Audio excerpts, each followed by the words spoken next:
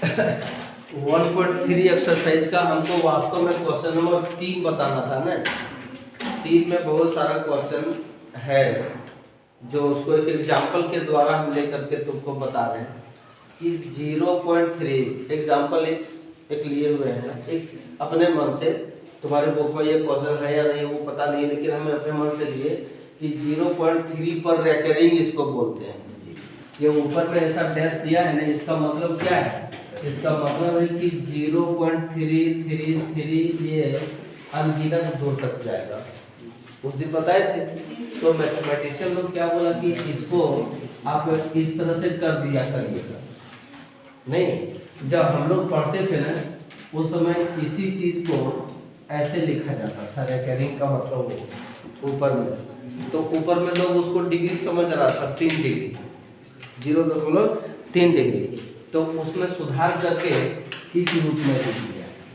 ठीक है, इसको P/Q के रूप में लिखना है, P/Q के रूप में लिखना है, जहाँ P और Q ये दोनों पूर्णांक होगा, यानी प्राकृत संख्या के रूप में आएगा।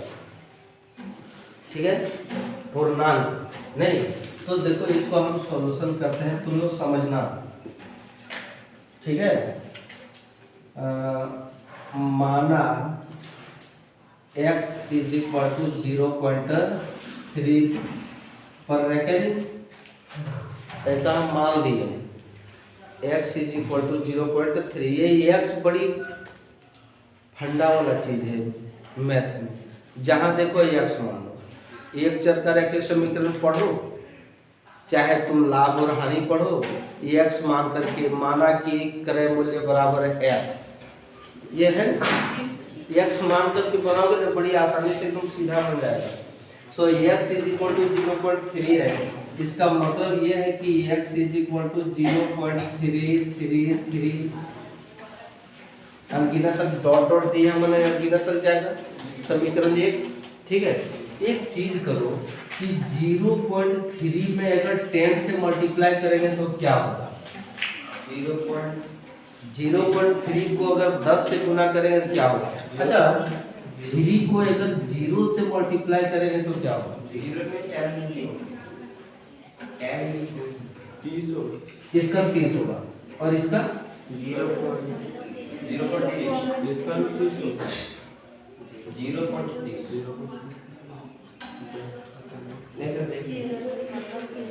नहीं समझ पाए। 3 वाली पर 3 होगा कैसे? अब नाक चौंकराने से कुछ नहीं होगा सूरज जी, समझने से होगा। कैसे कैसे सब कर दिए ऐसे 3 देखो कैसे होगा। यहाँ पर हम 10 से मल्टीप्लाई कर रहे हैं, 10 को हटा दिए तो नीचे क्या आएगा? 10 आएगा। ये 10 और 10 कैंसिल हो गया तो क्या बचा? 3 बचा। अब छोड़ दो इसको, आगे बढ़ो। 0.3 को तुम 10 से मल्टीप्लाई करो तो ये सारे 0 हो जाएंगे। ये 3 का 3 और 0 का 0, तो क्या हो जाएगा? 0 3 0। दशमलव के बाद ये एक अंक है तो दशमलव को एक साइड राइट साइड में एक अंक छोड़ करके यहाँ दशमलव दे दो, 0.3 यानी 3। तो किधर समझोगे? तो समझे कि नहीं है? अब नाक नहीं जोंगाएगी तुझे, ठीक ना? नाक झुंगा देती है। किधर कर दिया सर? यहाँ पर लिखेंगे दोनों योग 10 से गुना करने पर। अब तुम एक क्वेश्चन कर सकते हो कि यहाँ 10 से आप गुना किए तो 100 से आप क्यों नहीं गुना किए दोनों योग? आप 1000 से क्यों नहीं गुना किए दोनों योग? तो हम तुमको जवाब देंगे कि हमारा जो रेकरिंग है दशमलव के बाद एक अंक है, तो एक ही अंक पर रेकरिंग है, एक ही अंक पर रेकरिंग है। तो इस एक अंक को दशमलव के इस अंक इसको बाएं लाना चाहते हैं, नहीं? तो रेकरिंग एक अंक है तो ये दशमलव को एक अंक आगे बढ़ाना है।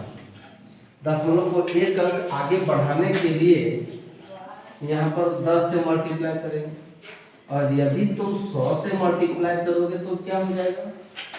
यहाँ 30 हो जाएगा। और यदि दशमलव को के बाद 4 अंक 1000 से मल्टीप्लाई करोगे तो यहाँ पर 300 हो जाएगा।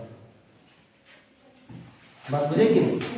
हमको एक ही अंक तक आगे ले जाना है, केवल 3 ले जाना है दशमलव के पहले, ठीक है। इसलिए हमने क्या किया कि 10 से मल्टीप्लाई किया। कितना से मल्टीप्लाई किया? 10 से। तो यहाँ पर 10x हो जाएगा इज इक्वल टू 0.333 इंटू 10।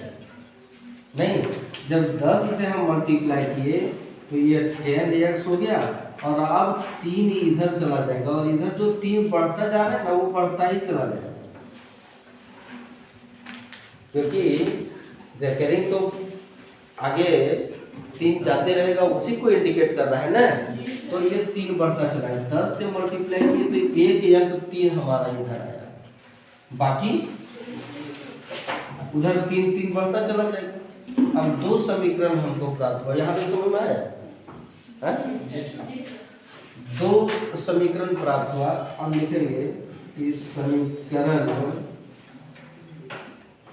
2 में 1 को घटाने पर, अब समीकरण 2 में जब 1 को घटाएंगे तो समीकरण 2 में 10x है पहले, और समीकरण 1 में x है, इज इक्वल टू 3.333 माइनस, ये वाला चीज लिखे समीकरण 2 का। समीकरण 1 में है 0.333 दे दिए। अब 10x में 1x चला गया तो क्या बचेगा? 9x। और अब उसमें कितना बचेगा तुम लोग कोई बताओ? ओनली फॉर 3 बचेगा। क्यों? क्योंकि दशमलव के बाद वाला जो डिजिट है सो, और दशमलव के बाद वाला यहाँ का डिजिट है सो, दोनों मिलता है, और दोनों मिलता है तो वो दोनों क्या हो जाएगा? 0 बच जाएगा। जैसे देखो ना, दशमलव का घटाव तुम जान रहे हो, 3.333 अगर करेंगे तो 0.333 अगर करेंगे और घटाएंगे, या 3 बचेगा और इधर 0 बच जाएगा नहीं। तो असल में इधर जो बचेगा वो केवल 3 बचेगा। तो यहाँ पर जो है ना, हम केवल 3 लिखते हैं, यहाँ केवल 3 लिखते हैं। दिक्कत है क्या? अब x का वैल्यू निकालेंगे तो 3/9 हो जाएगा, यहाँ 3/9। अब इसको घटा दो 3 से, तो x इज इक्वल टू 1/3 आया। 1/3 जो आया वो p/q के रूप में है या नहीं? जहाँ ये p और q ये दोनों क्या है? पूर्णांक है। तो हमारा आंसर यहाँ पर होगा। ठीक है, हम तुमको अभी एक एग्जांपल लिए हैं जो 1 पर रेकरिंग था सो, और 2 अंकों पर अगर रेकरिंग हो तब क्या करेंगे उसका भी एग्जांपल लेकर के बताएंगे। हम इसको उतारें इस एग्जांपल को।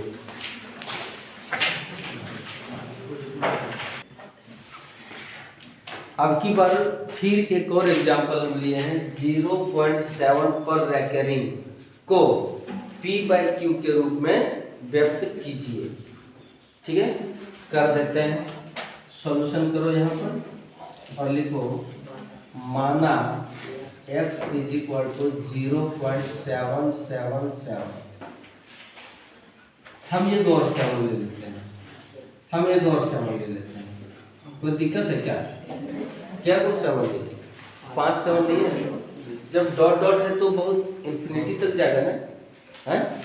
अब यहाँ पर हम क्या किए थे कि दोनों योर 10 से गुना करने पर, अच्छा 10 से गुना करने के पीछे मेरा वजह है कि एक अंक चूंकि 7 पर रेकरिंग है, इसलिए 7 को दशमलव के बाएं ले जाना है। तो एक अंक को बाएं ले जाना है। अब एक अंक को बाएं ले जाने के लिए हमको 10 से गुना करना पड़ रहा है। 2 अंक को बाएं ले जाने के लिए हमको 100 से गुना करना पड़ जाएगा। अभी उसका भी एग्जाम्पल आएगा हमारे पास। ठीक है, तो यहाँ पर हो गया 10x और यहाँ पर 0.7777 को लिखे हैं ना, डॉट डॉट करके यहाँ पर इंटू 10 करो तो ये 10x इज इक्वल टू यहाँ पर 7.77। अब 5 को तुम अपना मन से इसको बढ़ा दो, दिक्कत है क्या? एक दिक्कत है क्या? एक अंक दशमलव के बाएं लाए हैं क्योंकि केवल एक अंक पर रेकरिंग है, इसलिए एक ही अंक को दशमलव के बाएं लाना। 2 अंक पर रेकरिंग रहता 2 अंक को बाएं लाते हैं। सही है। अब समीकरण 2 में 1 को घटाने पर, समीकरण 2 में 1 को जब घटाएंगे तो तुम ही बताओ, समीकरण 2 में 10x है और समीकरण 1 में, ठीक है, इज इक्वल समीकरण 2 में 7.7775 बार लिख दो माइनस 0.777। सही है ना? तब यहाँ पर 10x में 1x जाएगा तो 9x बचेगा और यहाँ केवल 7 बचेगा, तो x इज इक्वल टू 7/9। अब क्लियर हुआ है? तो फिर इसके बाद हम 2 अंक वाला लेंगे।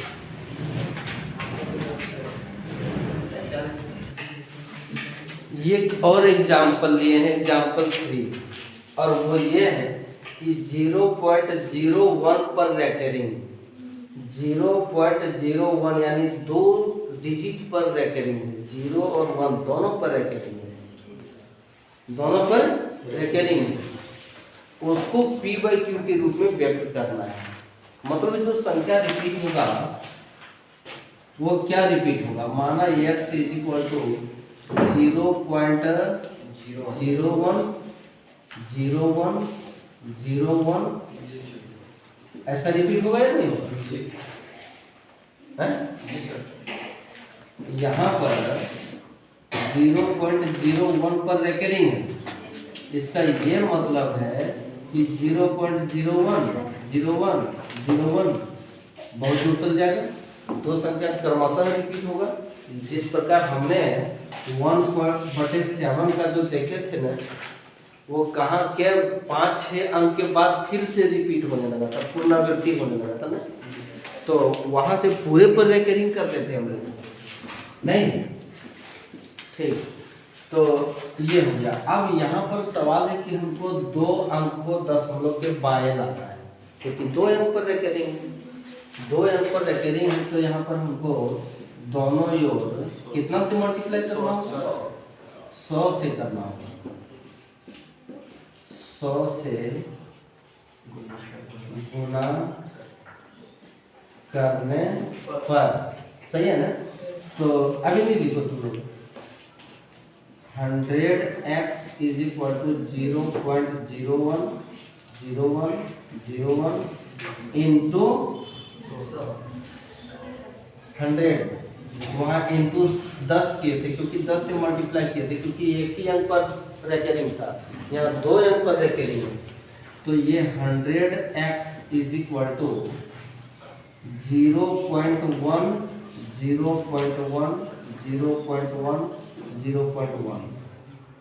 होगा या नहीं होगा? 2 अंक 0.1 को बाएं साइड लाए हैं ना, तो दिक्कत है किसी को? भले 0.1 को तुम 1 ही लिखो, लेकिन 2 डिजिट हम लाए हैं 0 और 1 के बाएं साइड, मतलब दशमलव को हमको यहाँ लाना है, तो 100 से गुना करना पड़ा। समीकरण 2 में 1 को घटाने पर ठीक से समझ के जाना, ताकि तुम लोग स्कूल में अगर बैठो ना तो कम से कम वहाँ किसी का मोहताज नहीं हो कि हम नहीं समझ पाए, जरा तुम ठीक से हमको हेल्प करो तो। इसलिए यही समझ करके जाना, ताकि तुम किसी को वहाँ हेल्प कर सको कि ये ऐसे किया जाता है और होता है ऐसा। बुझे बात हो कि नहीं? ऐसा समझ करके जाना।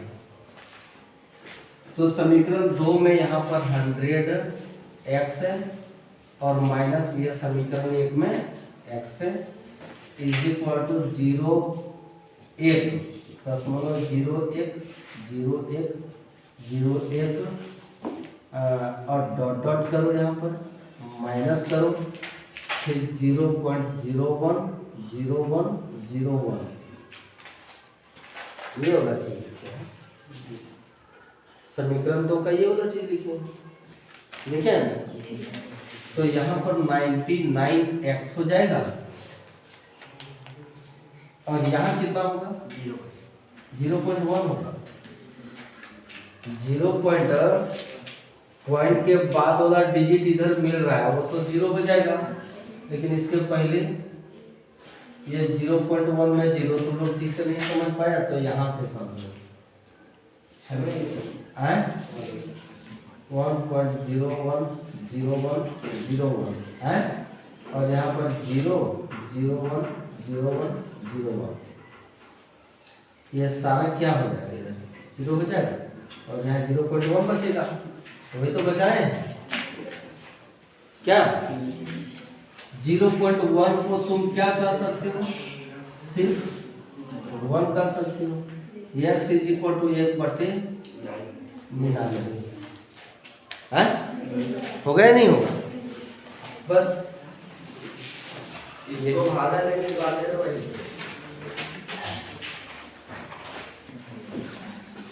इस बार हम 3 संख्या पर रेकरिंग किए हुए हैं 3 संख्या पर रेकरिंग किए हैं इसका मतलब क्या समझा लिखेंगे माना x इज इक्वल टू 0.367 पर रेकरिंग इसका मतलब क्या है 0.367 ऐसा नहीं जाते जाएगा कि क्रमशः जाते जाएगा हाँ? अब कितने डिजिट पर रेकरिंग 3 डिजिट पर मतलब एक साथ 3 अंक को छोड़ करके दशमलव देना है एक अंक को छोड़ के दशमलव देना था तो हम 10 से गुना किए 2 अंक छोड़ के दशमलव देना था तो हमको 100 से गुना किए 3 अंक छोड़ करके उनको दशमलव देना है तो 1000 से करना है। सो यहाँ लिखेंगे दोनों लोग 1000 से गुना करने पर तो हो जाएगा क्या 1000x और 0.367 इंटू 1000 कंप्लीट नहीं समझ में आ रहा 1000 चाहिए सही बोलिए अब हुआ ठीक तो 1000x इज इक्वल टू दशमलव कहाँ जाएगा अब 367 बन जाएगा ये 367 नहीं बचेगा लेकिन यहाँ दशमलव दे करके 367 हम लिखते जाएंगे और इसको समीकरण 2 कर देंगे हैं कोई प्रॉब्लम है अब समीकरण 2 में एक को घटाने पर तो 1000x minus x is equal to 0.367 minus 367.367 clear हम उल्टा लिख लिए वही उल्टा था हमको यहाँ पर लिखना था 367 माइनस 0.367 ऐसे लिखना था तो 1000 में 1 जाएगा तो 999 है इज इक्वल टू, यहाँ क्या बचेगा 367 ही बचेगा क्या। अब x इज इक्वल टू 367 बटे 999, ये हमारा कटेगा नहीं क्योंकि ये एक प्राइम संख्या है। ये भले 3 से कट जाएगा, ये 3 से नहीं कटेगा है। 7 और 3 10 अच्छा 16, 15 रहता तो 3 से कटता, लेकिन 16 आ रहा है ना, नहीं कटेगा, इसलिए यही आंसर है तुम्हारा 3 अंक वाला है।